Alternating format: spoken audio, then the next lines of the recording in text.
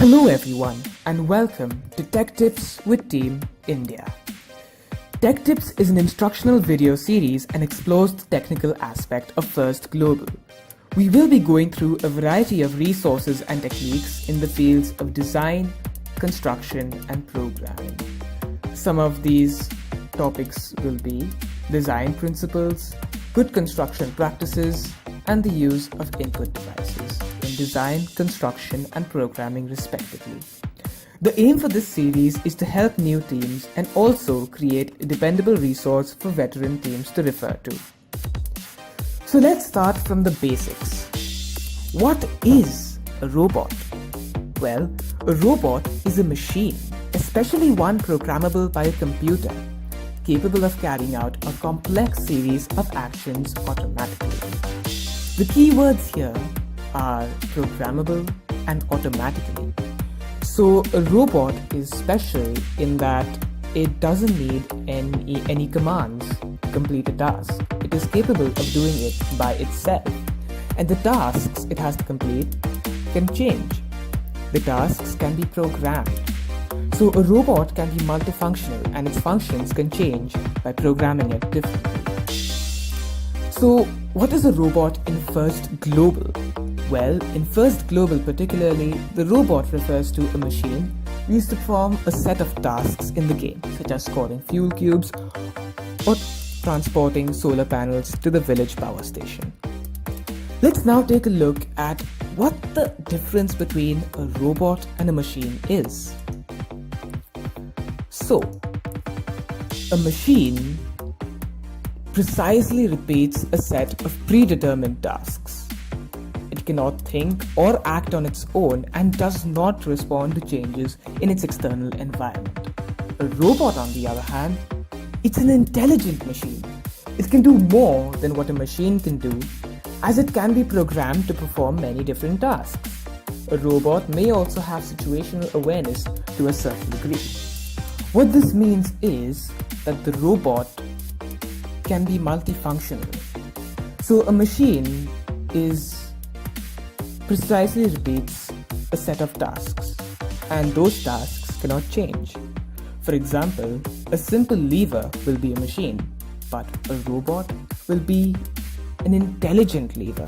Perhaps if you attach a motor to one side of the lever to control its motion and use an array of sensors to determine the direction of the motor, that is a robot, because it can be programmed to perform different tasks and can take in user input as well as the changes in its external environment, analyze them and perform different tasks based on the analysis. So, what are the components of a robot? First, we have the drivetrain or the locomotion base. So the drivetrain moves the robot on the field and all mechanisms are mounted on the drivetrain. It's extremely important to select the correct drivetrain, as if your drivetrain goes bad, all your other mechanisms won't work that effectively, because all the mechanisms are mounted on the drivetrain. The drivetrain is the base of the bot and everything is built up upon it. Moving on, we have the arm or the scoring mechanism. So the arm or the scoring mechanism places game elements in certain areas and can also move other mechanisms to a certain position. An arm is very similar to its human counterpart. What do we use our arms for? For placing objects in high shelves, etc., etc. So what the arm is it's a scoring mechanism. It can take an object such as a game element and place it in a scoreable area. We also have something called an intake mechanism. Now, what's an intake mechanism, you ask? Well, sometimes a different mechanism is required to intake game elements. For example, if you're picking up tennis balls from the floor, an arm, a scoring mechanism, can also be used to pick up tennis balls from the floor. But what if you had a ball collector, an intake mechanism? Doesn't that make your job much easier? So that's what an intake mechanism does. It simplifies the work of a scoring mechanism, and it's often easier to intake certain game elements with a different mechanism. Now, an intake mechanism is not necessarily required, as a scoring mechanism can often be used as an intake mechanism as well.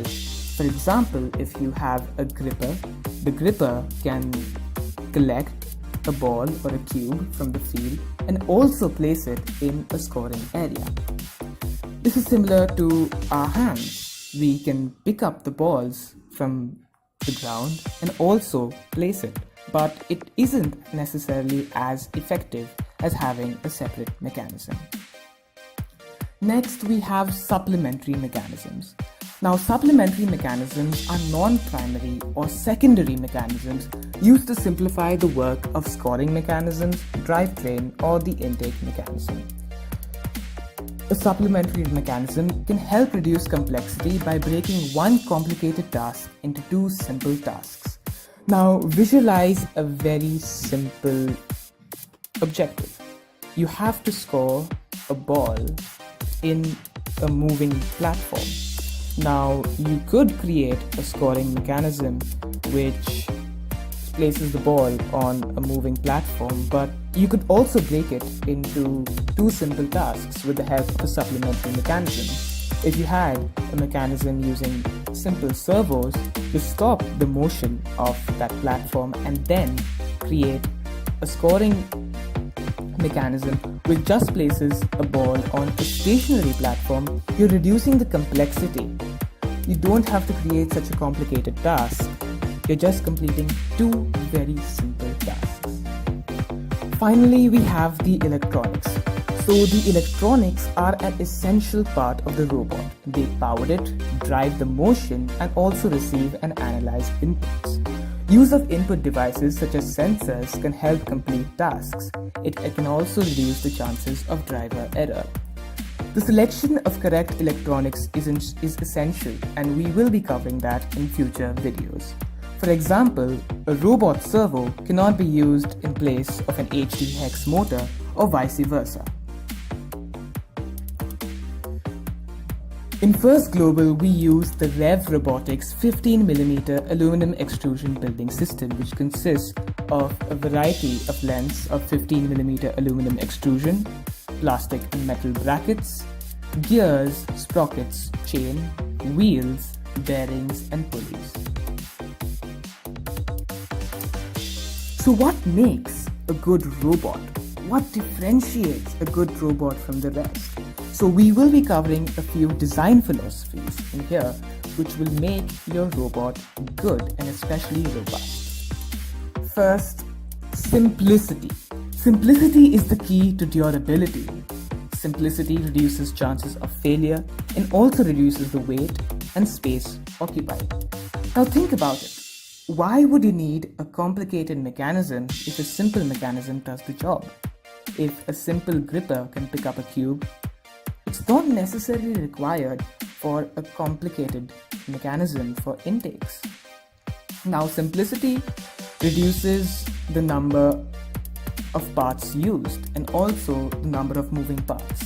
And since the number of parts are reduced, you have an increased durability as you have a less number of joints, and you also reduce your chances of failure. So, in simplicity, we follow a very simple principle. KISS. Keep it simple, stupid. So, what the KISS principle defines is that most systems work best if they're kept simple rather than made complicated. Therefore, simplicity should be a key goal in design and unnecessary complexity should be avoided. So if you have two mechanisms, a simple one and a complicated one, and both of them perform the same task at moderately the same accuracy and speed. So there is no requirement to use a complex mechanism. A simple mechanism works just as well and also works better. So the KISS design philosophy has been adopted from a variety of philosophical interpretations. So one of them is Occam's razor. The simplest solution to a problem is usually the best. By keeping your robot simple, you're going to get a better working system.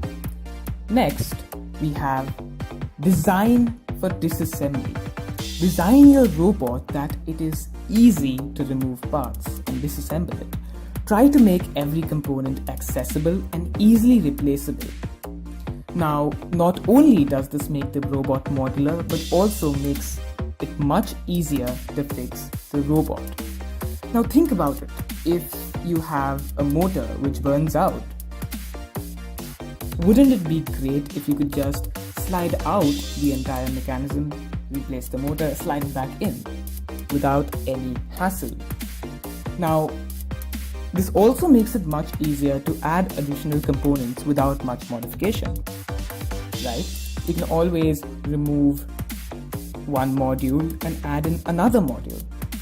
Now, what design for disassembling achieves is that your robot is designed for repairs. You never know when a motor is going to burn out or a servo horn is going to break.